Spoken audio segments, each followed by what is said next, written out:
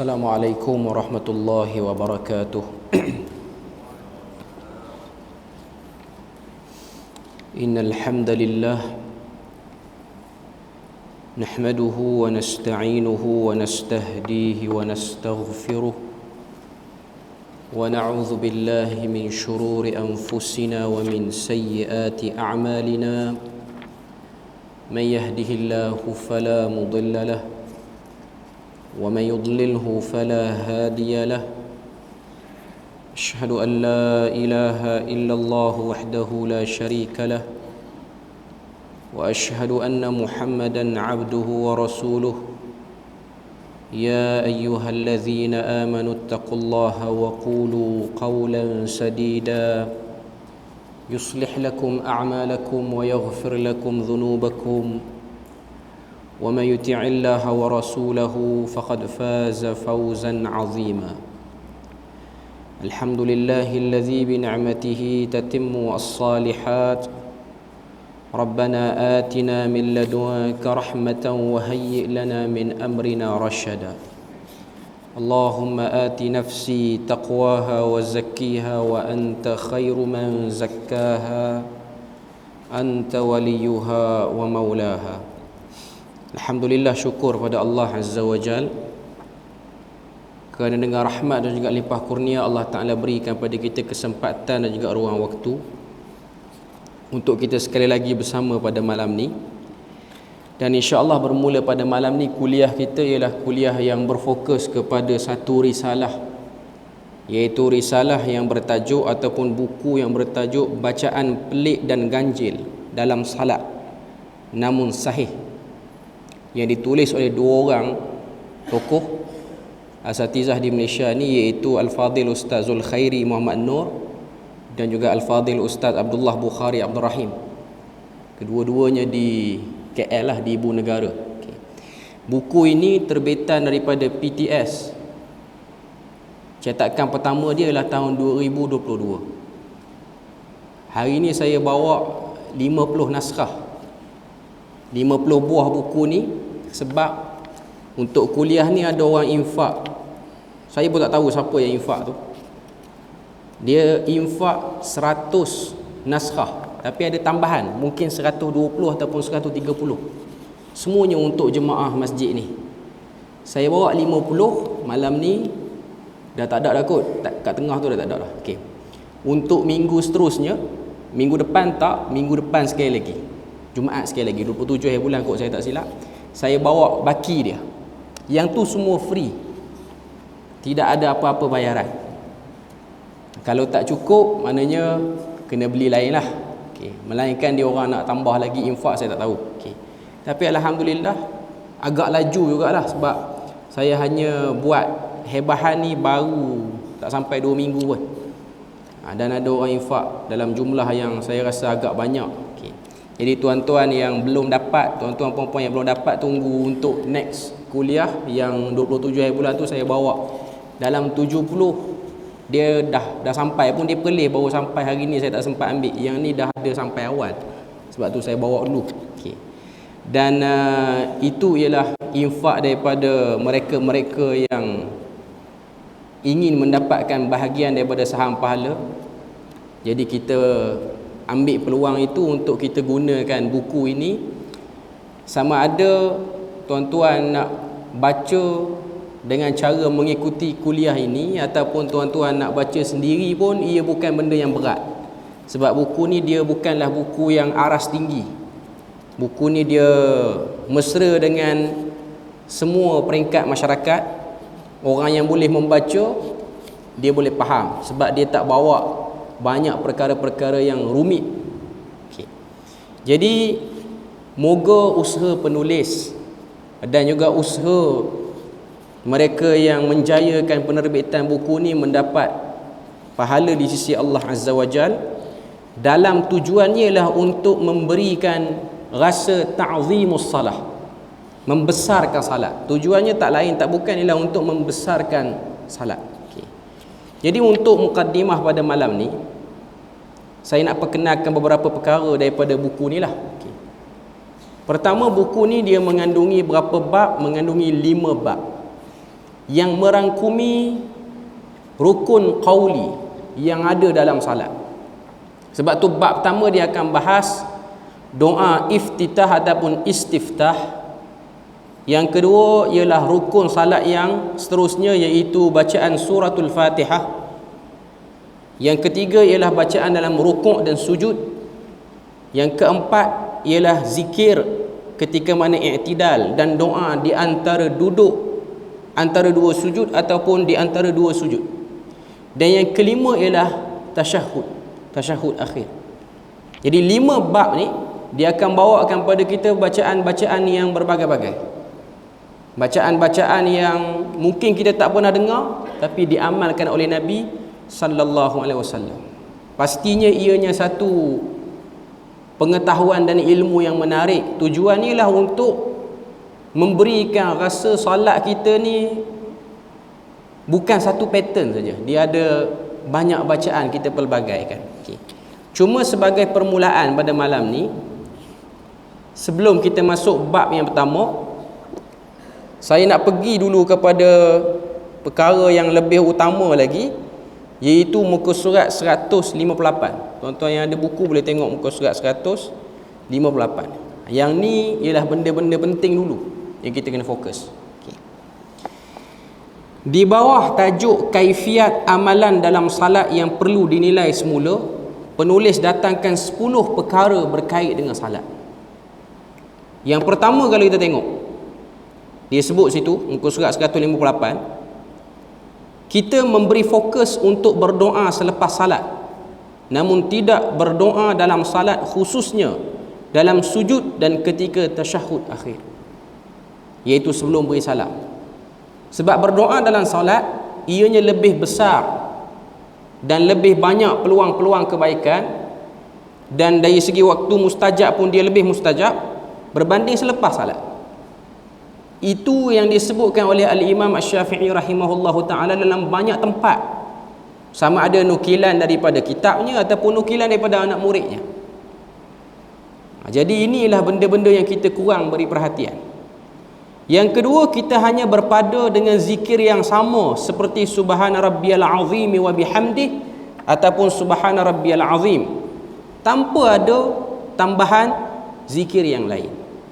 Ini contoh dalam rukuk lah. Sebenarnya ada banyak lagi bacaan-bacaan lain. Yang ketiga, tidak membaca selawat Ibrahimiyah dalam tasyahud akhir, berpada dengan syahadah sahaja, asyhadu an la ilaha illallah wa asyhadu anna Muhammadar Rasulullah, ataupun riwayat daripada Abdullah bin Umar, wa asyhadu anna Muhammadan abduhu wa rasuluhu, selesai, terus bagi salam. Yang keempat, tidak berdoa dalam tasyahud akhir sebelum memberi salam. Kalau kita tengok benda-benda ni biasanya akan berlaku bila? Dia akan berlaku dalam salat yang banyak bilangan rakaatnya. Salat fardu dia mungkin orang boleh ejah, dia baca bervariasi bacaan. Tapi antara salat yang kita akan tengok orang macam nak cepat ialah salat tarawih di bulan Ramadan, sama ada di pihak imam ataupun di pihak makmum. Terutamanya salat tarawih yang bilangan rakaatnya lebih pada 8 rakaat, menyebabkan tinggal doa istiftah, tasyahud akhir berpada dengan hanya syahadah semata-mata, sedangkan ianya tidak ditinggalkan oleh Nabi dan para sahabat walaupun dalam salat sunat. Nanti kita akan tengok bacaan doa istiftah yang ringkas untuk orang yang melakukan salat sunat dalam jumlah rakaat yang banyak. Yang kelima, imam terlalu laju sehingga makmum tidak sempat untuk membaca selawat Ibrahimiyah dan berdoa, iaitu selepas selawat Ibrahimiyah innaka hamidum majid, sebelum beri salam, itu waktu mustajab untuk berdoa. Kalau kita tengok, Nabi tak pernah tinggal doa lindung daripada 4 fitnah. Allahumma inni a'udzubika min azabin nar wa min azabil qabr wa min fitnatil mahya wal mamat wa min syarri fitnatil masihid dajjal. Ini 4 perkara yang Nabi minta sebelum Nabi beri salam, tak pernah ditinggalkan dalam hayat Nabi, walaupun ianya sunat, ianya berstatus sunat. Tapi ini ialah waktu doa mustajab yang kita kurang beri perhatian. Okay. Seterusnya, yang keenam dia sebut imam tidak membaca doa istiftah dalam salat tarawih. Tadi saya dah sebut tadi isu ni. Yang ketujuh, sebahagian imam tidak membaca surah dalam 2 rakaat pertama pada salat zuhur dan asar sebab nak cepat. Yang ke-8, makmum tidak membaca surah dalam salat zuhur dan asar, maknanya pada dua-dua bahagian, imam dan juga makmum. Yang ke-9, tidak membaca surah dalam salat sunat berpada dengan Fatihah, maknanya angkat takbir, ada orang dia baca juga doa istiftah, itu bagus. Ada yang tak baca dan terus pergi kepada Al-Fatihah dan rukuk. Yang ke-10, amat sukar menemui orang yang membaca zikir yang sedikit panjang ketika i'tidal. I'tidal ni ringkas lah. Kita ambil Rabbana walakal hamd, sedangkan ada riwayat yang panjang, Rabbana walakal hamdu hamdan katsiran tayyiban mubarakan fih. Ada lagi riwayat-riwayat yang lebih panjang. Itu semua ialah untuk menjadikan kita rasa salat tu ada waktu kita memohon sesuatu pada Tuhan. Cara nak bagi ada rasa tu ialah memang kita kena tahu riwayat tu, dan yang kedua ialah kena faham maksud daripada bacaan-bacaan tersebut. Jadi ini 10 perkara yang diletakkan oleh penulis ni untuk dinilai balik. Maknanya untuk kita tengok, adakah salat kita yang kita lakukan ini benar-benar merehatkan jiwa dan emosi kita, ataupun melakukannya dalam keadaan untuk melepaskan tanggungjawab semata-mata. Jadi untuk tidak melengahkan masa, kita terus pergi pada bab yang pertama. Bab yang pertama, doa-doa istiftah, iaitu pada muka surat yang kedua. Kita tengok dalam mukaddimah dulu. Kita baca apa yang disebut dalam mukaddimah sebelum masuk riwayat yang pertama. Dalam mukaddimah muka surat yang kedua, penulis dia kata amalan membaca doa istiftah ataupun lebih dikenali dengan doa iftitah, dua-dua boleh baca, istiftah ataupun iftitah, adalah dilakukan selepas mengangkat takbiratul ihram dan sebelum membaca suratul Fatihah. Umum maklumat ni kita tahu. Penelitian para sahabat, antaranya Abu Hurairah, terhadap sunnah Nabi Muhammad sallallahu alaihi wasallam ini mendapati memang baginda sentiasa beramal dengan doa istiftah setiap kali memulakan salat. Salat fardu berjemaah ataupun salat sunat sendiri ataupun salat secara berjemaah, semua salat Nabi tak pernah tinggal. Semua salat Nabi tak pernah tinggalkan bacaan doa istiftah. Bertitik tolak daripada itu, hampir kesemua ulama melainkan mazhab Maliki menyimpulkan bahawa kita disunnahkan membaca doa tersebut. Mazhab Maliki berpandangan wajib baca. Maknanya dia jadi rukun salat, dia tak jadi sunat. Maknanya kalau satu orang tu dia Malikiyul mazhab, bermazhab Maliki, dia membaca doa istiftah itu masuk dalam rukun. Sebab tu rukun salat ni di 13 yang kita belajar. Itu ikut mazhab setempat itulah. Ikut yang lain mungkin kurang daripada 13 ataupun lebih daripada 13 itu. Sebab tu dia tidak fix pada 13 tu saja. Okey. Pengamalan doa ini bagaikan memberi isyarat kita memulakan salat dengan penuh rasa kehambaan. Itu poin dia. Supaya kita tarik diri kita daripada segala kesibukan dunia luar daripada salat, dan sekarang kita dah masuk dalam salat. Okay. Sesudah kita memuji Allah dengan bertakbir, tibalah masanya untuk kita merendahkan diri dengan berdoa kepadanya agar kita dapat mengerjakan ibadah terpenting ini yang merupakan tonggak agama, rukun Islam, dengan sebaik-baiknya. Malangnya menurut pemerhatian peribadi, maknanya pemerhatian daripada penulis ni, pemerhatian saya secara peribadi, sebahagian daripada kita tidak memberikan tumpuan kepada doa istiftah. Keadaan ini biasanya berlaku dalam salat sunat, salat tarawih ataupun salat bersendirian. Cuma yang kita akan nampak ialah salat tarawih lah. Terutamanya salat tarawih yang memang buat dengan bilangan 20 rakaat. Memang orang kira nak laju je. Terutamanya orang yang jadi imam lah. Saya kata pengalaman saya sendiri. Cuma di Perlis ni kita tak ada, bukan tak ada, saya tak pasti, saya tak berani kata tak seluruh negeri tak buat 20. Mungkin ada yang terpencil buat.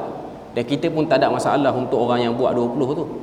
Cuma yang dianjurkan buat 8 tu supaya jemaah-jemaah dapat pahala yang sempurna. Sebab nak dapat pahala sempurna tarawih ni ialah kena bersama dengan imam sampai habis salat. Jadi kalau buat 20, 8 tuang menyebabkan tak dapat pahala kesempurnaan itu. Cuma orang yang duduk di position imam, dia akan rasa agak heavy lah 20 ni.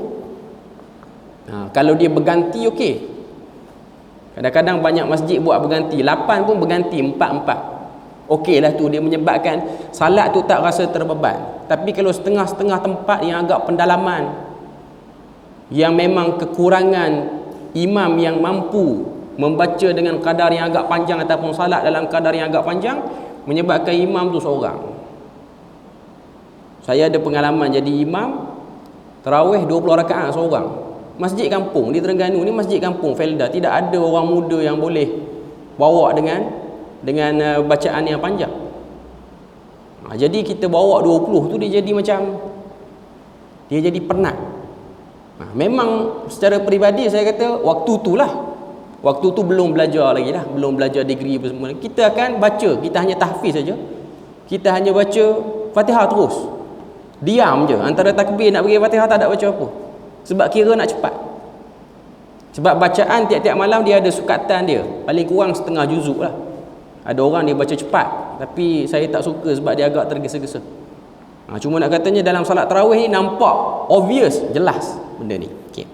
Antara lafaz doa istiftah yang masyhur diajarkan dan diamalkan oleh masyarakat Malaysia, muka surat 3, Allahu Akbar kabira walhamdulillahi kathira wa subhanallahi bukratan wa asila wajjahtu wajhiya lilladhi fatara as-samawati wal arda hanifa wama ana minal musyrikin inna salati wa nusuki wa mahyaya wa mamati lillahi rabbil alamin la syarika lahu wa bidzalika umirtu wa ana minal muslimin.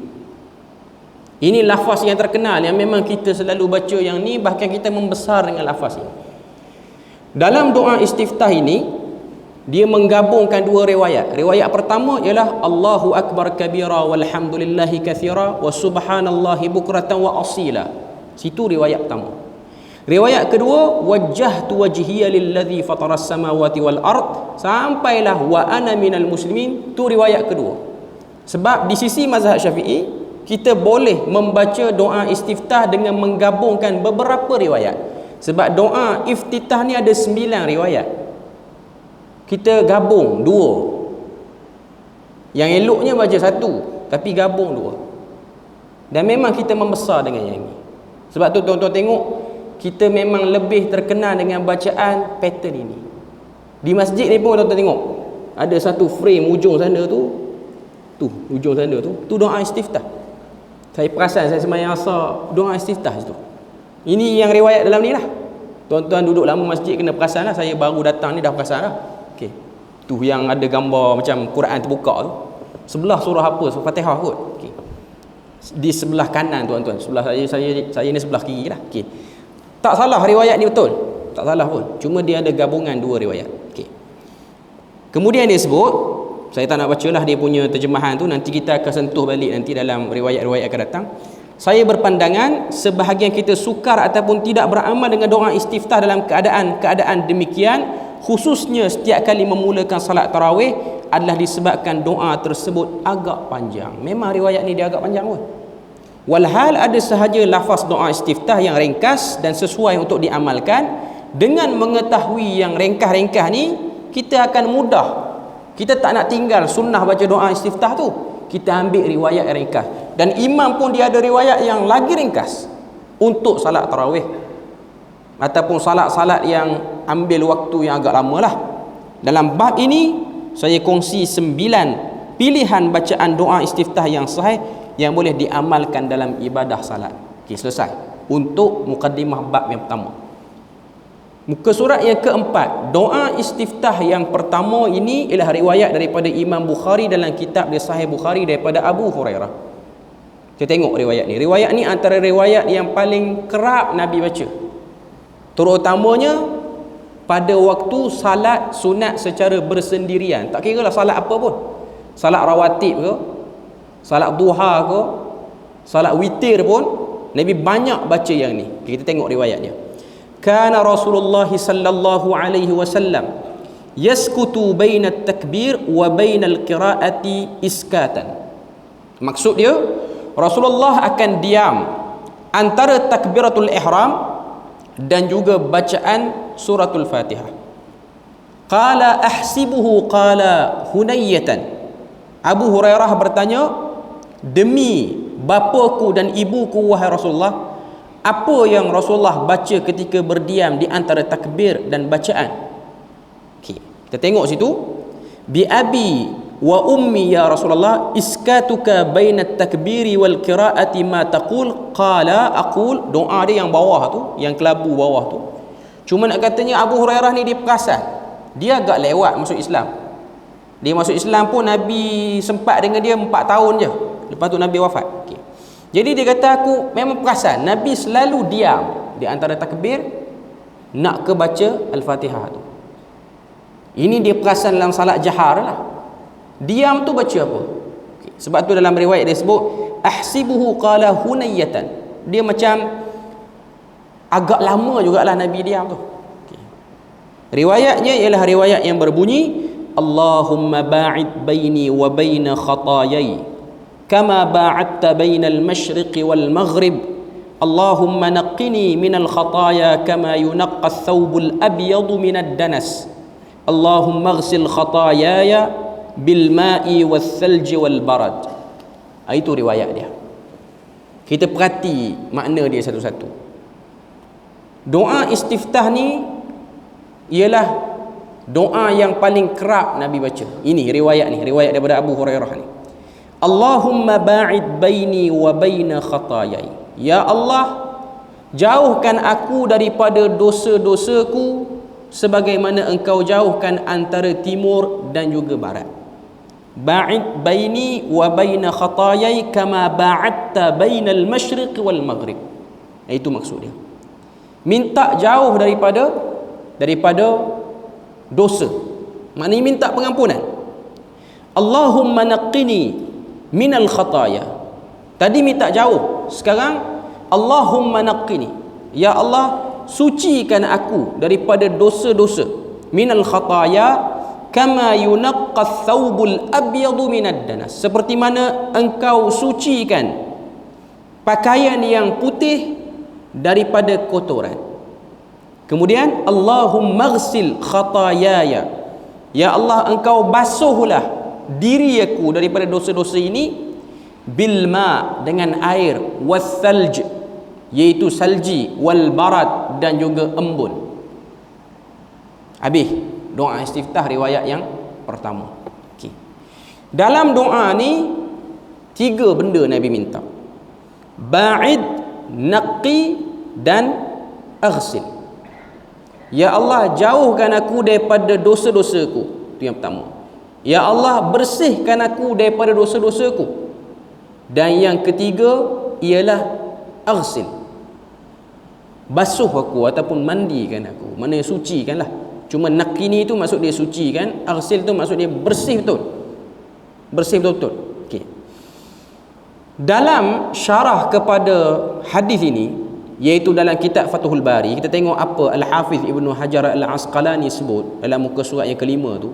Dia kata yang pertama, doa menjauhkan kita dengan dosa bagaikan timur dan barat bermaksud agar kita langsung tidak melakukan perkara-perkara dosa. Minta pada Allah supaya tak terlibat dengan dosa.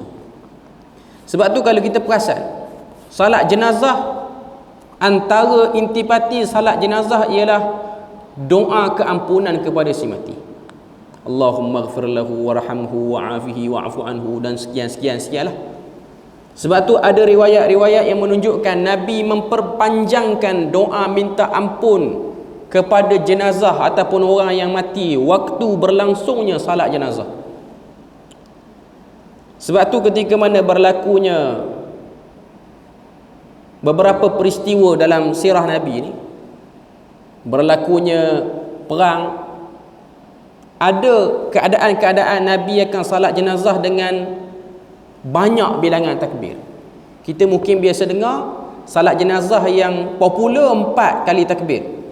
Itu normal lah, memang kita duk buat macam tu pun. Ada riwayat menunjukkan Nabi buat sampai 8 kali takbir.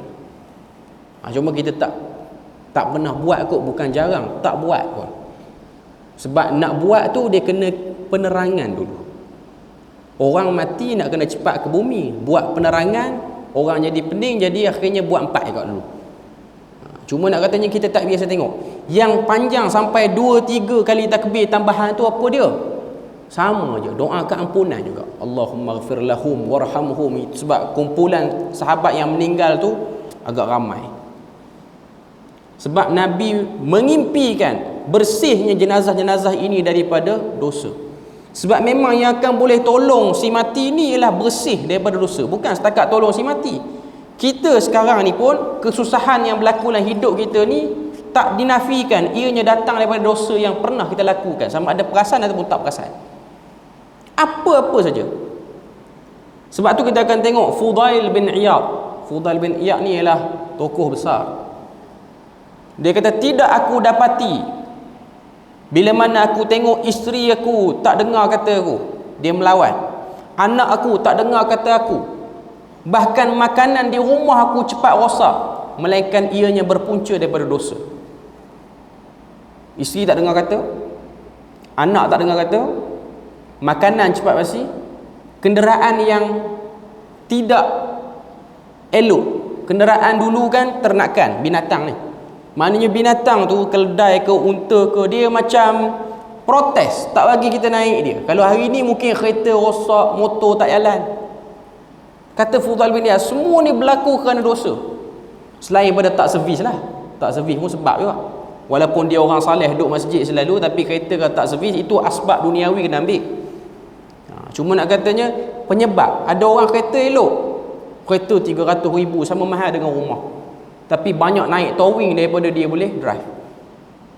Mungkin boleh jadi kena ain, ataupun mungkin boleh jadi isu-isu lain.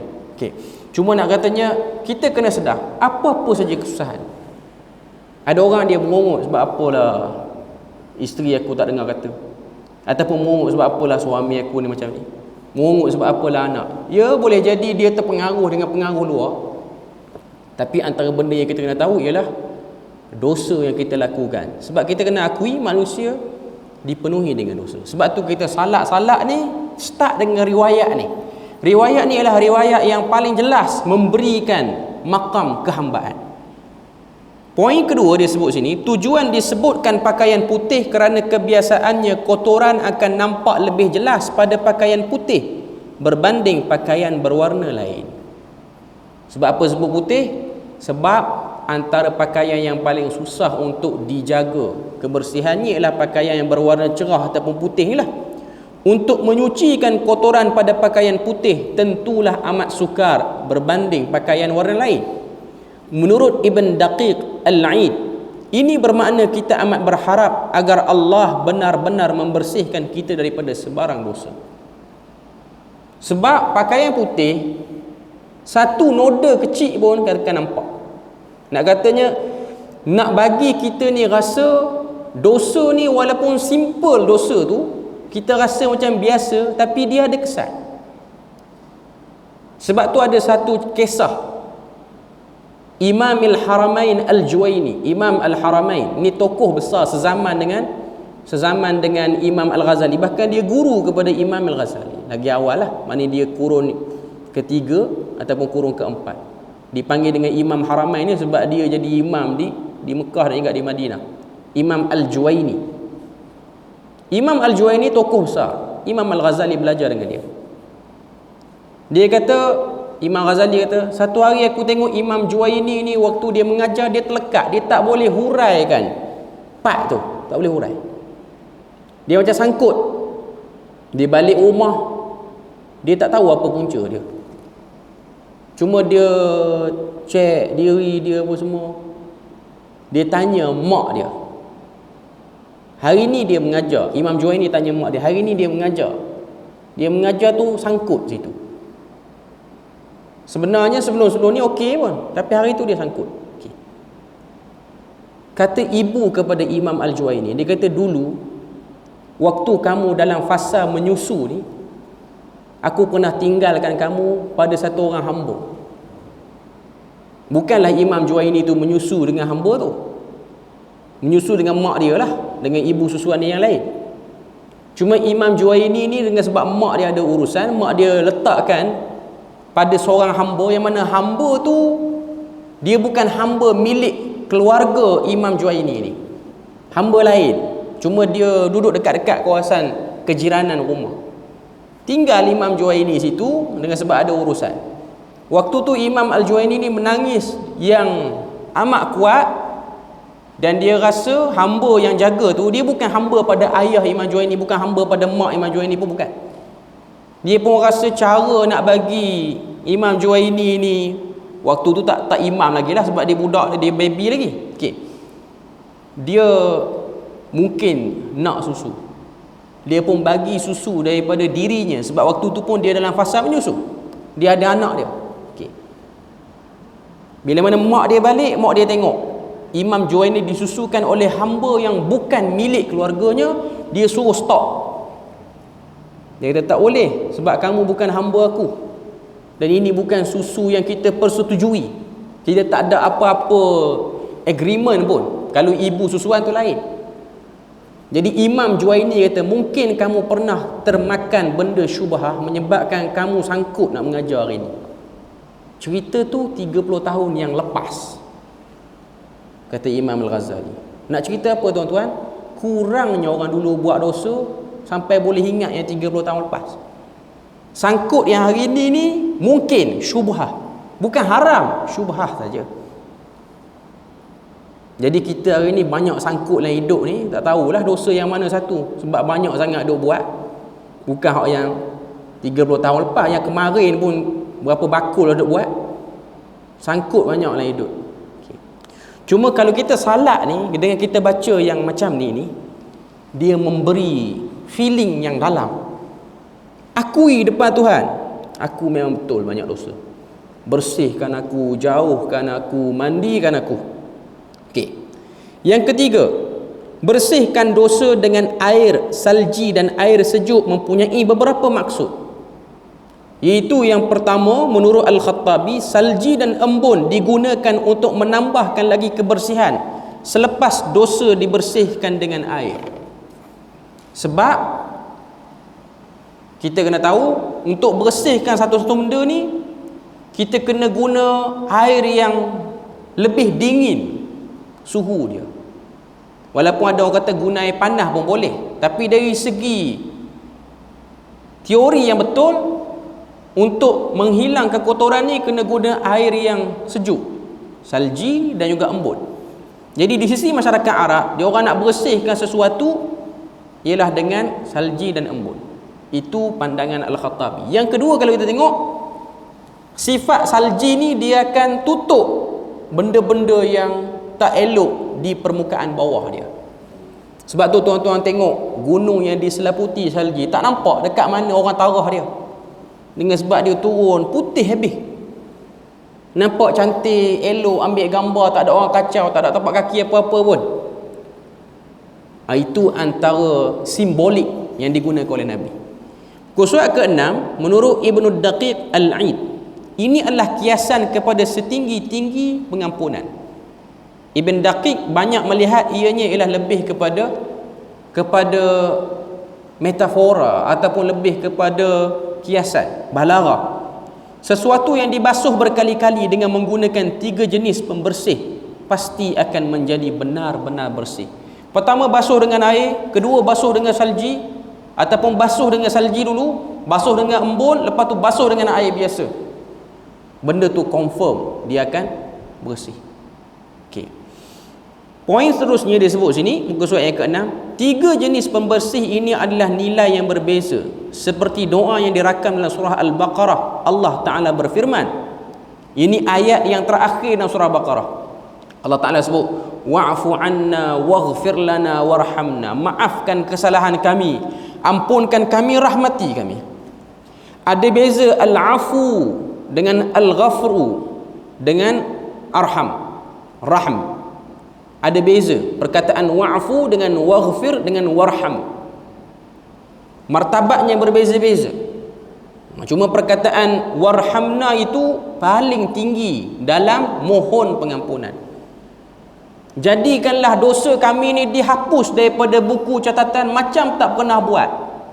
Itu yang diminta, dan itulah yang diharapkan oleh kita semua. Poin seterusnya disebut itu menurut at-Tibi. Sebenarnya at-Tibbi dengan huruf ta situ. Kemungkinan disebutkan lafaz salji dan embun selepas air biasa untuk menunjukkan keluasan maghfirah dan rahmat. Merujuk dalam surah Al-Baqarah ayat 286, selepas al-afu iaitu keampunan untuk memadam kepanasan azab neraka yang paling memuncak. Itu pandangan. Dosa ibarat api neraka Jahannam. Ini kerana dosalah yang menyebabkan kita dicampak ke dalamnya. Lalu kita memerlukan air yang paling sejuk, kiasan kepada panasnya azab neraka yang akan kena bagi pelaku dosa. Jadi untuk sejukkan ialah dengan air, sebab api lawannya dengan air. Bagi Al-Kirmani, ketiga-tiga doa ini merujuk kepada tiga konteks yang berbeza. Tuan-tuan kena tahu, Kirmani ni guru kepada Ibnu Hajar Al-Asqalani. Mengikut riwayat, Kirmani ni perempuan, bukan lelaki. Maknanya nak sebut pada kita, ada guru-guru di kalangan sarjana hadis ni dia perempuan. Perempuan yang terlibat dengan benda-benda yang teknikal. Maknanya dia masuk dalam bidang, sebab bidang hadis ni lah bidang yang teknikal. Okay. Kirmani, sebab tu kalau kita baca Fathul Bari kita akan tengok qala al-Kirmani, berkata Kirmani. Dia nakal, Ibnu Hajar ambil daripada guru dia Kirmani. Ada 3 poin ini sebut. Doa yang pertama ialah al-muba'adah, iaitu minta jauh. Allahumma ba'id, agar kita jauh daripada dosa, iaitu kita tak teringin nak buat dosa tu, dan persekitaran yang dekat dengan kita ni bukan persekitaran yang menghalakan kita buat dosa tu. Ini juga penting, sebab antara sebab manusia ni dia boleh jatuh dalam dosa kerana persekitaran orang sekeliling yang telah menormalkan dosa itu. Sebenarnya benda tu salah, tapi dia jadi okey. Sebab apa? Sebab orang ramai buat, dia jadi tak salah. Jadi suasana ni tak bagus untuk jauhkan kita daripada dosa tu. Yang kedua, dosa yang kedua disebut dengan at-tanqiyah, penyucian yang betul-betul suci. Ia merujuk kepada keadaan kita melakukan dosa, artinya ampuni dosa-dosa yang kami masih lakukan pada masa sekarang. Yang bermaksud kita masih lagi duk buat dengan sebab kita tak sedar, ataupun kita sendiri pun dah jadi tegar dengan dosa tu, tak boleh nak tinggal. Yang ketiga, doa ketiga iaitu al-ghusl, merujuk kepada dosa-dosa kita yang lepas. Dulu dah buat, zaman muda dulu, zaman tak tahu apa, zaman jahil, minta Tuhan hapuskan semua sekali. Yang keempat dia sebut sini, poin yang keempat, doa ini adalah gambaran kemuncak pengabdian diri. Sebab tu kalau tuan-tuan faham doa ni, lepas tu hafal, try bawa dalam salat sunat. Salat sunat kat rumah dulu, yang salat sunat kat masjid. Nanti orang tengok lama haji ni, baru belajar doa ni jadi lama dia sembahyang. Nanti kita duk tengok mata mana yang tengok aku. Tak jadi. Tak ada rasa kehambaan lah, kali jadi riak macam tu. Buat kat rumah, isteri pun jangan tahu. Sebab tu kalau kita tengok Sufyan Ats-Tsauri, setiap kali dia bangun, isteri dia bergerak, dia pura-pura tidur balik. Tapi isteri dia tahulah dia bangun untuk qiyam, tapi isteri dia biarkan dia bangun. Dia kata, aku tengok suami aku bangun malam diam lebih pada 20 tahun. Setiap kali dia nak bangun, dia tengok aku bergerak, dia macam buat-buat tidur. Tujuan dia apa? Susah nak jaga hati ni bila mana orang tahu amalan kita, walaupun pasangan sendiri. Kadang-kadang kita rasa, tengok dia duk terbongkang atas kata, aku ni bagus sikit bangun. Tak kira lah belah suami ke belah isteri ke. Kadang-kadang kita rasa macam kita dah move on lah, kita bangun dah apa semua. Tapi dia kadang-kadang, syaitan ni dia nak bermain di hati anak Adam, sangat licik permainan dia. Kita rasa macam kita dah okey apa semua. Rupanya yang kita duk buat tu akhirnya jadi sia-sia macam tu. Tapi memang ada hadis Nabi sebut dalam riwayat Abu Daud, bila mana satu orang suami dia bangun, dia kena gerak isteri dia untuk bangun qiyam sekali. Kalau isteri dia enggan, maka dia basahkan muka isterinya dengan air supaya dia cergas. Kalau isteri bangun, Nabi kata, dia kena gerak suami dia untuk bangun qiyam sekali. Kalau suaminya enggan, percikkan air. Boleh ke buat? Bayar nak buat. Daripada percik air kena terajang pula. Nak bangun, tak payah nak ajak orang. Aku buat amalan diam-diam je. Okey. Sebahagian orang. Tapi ada hadis anjuran macam tu. Yang ni mungkin orang-orang yang baru kahwin kot, dia nak bagi encourage buat benda-benda yang elok. Nabi sebut. Sebab tu targhib ilan nikah. Orang kata apa? Saranan untuk berkahwin ni dia bukan hanya sekadar kahwin semata-mata. Dia ialah sebuah tanggungjawab yang kita kena sedar. Sebab tu satu orang dia meningkat daripada bujang pergi ke berkahwin, hubungan dia dengan Tuhan kena lebih erat, kena lebih kuat, untuk memastikan berlakunya gelombang dalam rumah tangga dia boleh kawal. Tambah orang poligami lagi kuat kena qiyamul lail. Dia bukan serabut dia pergi tambah seorang lagi. Intai masjid mana yang orang tak apa kenal aku, diperlihkan dia boleh buat tanpa ada pengetahuan isteri. Baru ni orang kecoh yang Thailand, lepas tu keluar poster, tak payah pergi Thailand, sini boleh. Saya tak nak promote, cuma saya nak beritahu maqasidun nikah itu apa. Saya tak nak jadi ustaz-ustaz yang cakap macam nak geli-geli dalam isu ni, cuma saya nak bagi clear. Perkahwinan ialah sebuah tanggungjawab. Sebab tu saya bukan golongan yang pro untuk suruh orang muda kahwin cepat-cepat, dan kita pun tak suka orang tu membujang terlalu lama sangat. Tapi dia kena faham lah maqasidun nikah tu apa. Sebab dia berkaitan dengan tanggungjawab. Tapi poin dia ialah perkahwinan ialah membentuk kekuatan. Doa-doa yang macam ni dia membantu waktu kita bangun. Sebab kalau kita bangun malam dengan kita baca Allahu Akbar kabira, dia macam doa tu bagus, cuma dia macam suasana dalaman tu tak berapa masuk. Okey. Yang kelima, menurut pengkaji hadis antaranya Asy-Syaukani dalam kitabnya Nailul Autar, doa ini dianggap sebagai doa istiftah yang terbaik untuk diamalkan. Doa istiftah yang terbaik untuk diamalkan. Jadi kita kena usaha, dan saya sangat sarankan kita sama-sama hafal sikit-sikit supaya kita dapat pelbagaikan bacaan doa istiftah. Dan memang pengalaman saya sendirilah, dalam 9 riwayat ni, inilah doa istiftah yang sederhana, tak panjang sangat, tak pendek sangat, tapi dalam. Dia dalam sebab dia menjelaskan kehambaan. Tuan-tuan boleh bayang, Nabi yang Allah Ta'ala dah ampun dosa tu, dia sebut benda ni. Dia minta diri dia jauh pada dosa, dia minta dia bersih pada dosa, dia minta dia dihapuskan daripada dosa, sedangkan diri dia tak terkena dosa. Tapi dia sedang memberi contoh kepada umat dia, sedarlah, hidup yang penuh dengan dosa, kamu akan kena kesan akibat dosa tu. Jadi tuan-tuan bayang, kita salat 5 waktu, kita salat sunat, kita baca doa ni, hari-hari kita minta, lebih pada 5 kali kita minta. Cuma untuk imam dia macam agak panjang sikit sebenarnya. Sebab nanti kita akan tengok riwayat yang agak pendek, iaitu riwayat daripada doa istiftah yang kedua. Kalau kita tengok muka surat yang ke-8 tu, itulah riwayat yang paling pendek. Saya tak nak hurai lagi sebenarnya, saya rasa macam nak berpada satu ni je, tapi ada 2-3 minit lagi ni. Okay. Doa istiftah yang kedua tu kita tengok sepintas lalu je. Nanti kita akan sambung minggu depan, seterusnya kita akan sambung yang ni dan juga beberapa riwayat lain. Inilah doa istiftah yang paling pendek. Tuan-tuan tengok yang warna kelabu gelap tu ya, bukan yang kelabu cerah bawah tu.